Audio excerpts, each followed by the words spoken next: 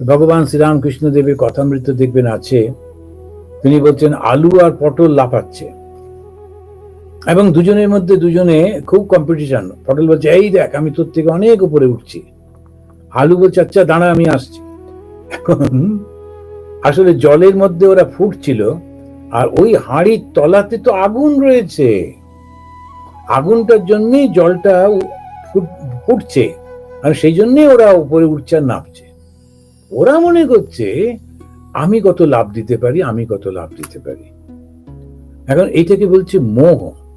অহংকারে আমরা ভুলেই যাই তা আসলে আমি কিছু করতে পারি না, সবটাই ঈশ্বরের ইচ্ছা হয়।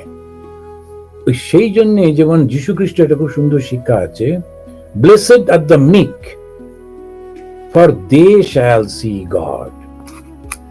মিক মানে হচ্ছে এই হাম্বল হয়ে যায়। ওরা বোকা নয়, প্রচন্ড বুদ্ধিমান, কিন্তু জানে এই যে আমার জ্ঞান, এই যে আমার বুদ্ধি, এই যে সবকিছু, এই সমস্ত কিছু আসলে ভেতরে আরেকজন কিছু আছে, তিনি তার মাধ্যমেই সব হচ্ছে, তাই সে বিনয়ী হয়ে যায়।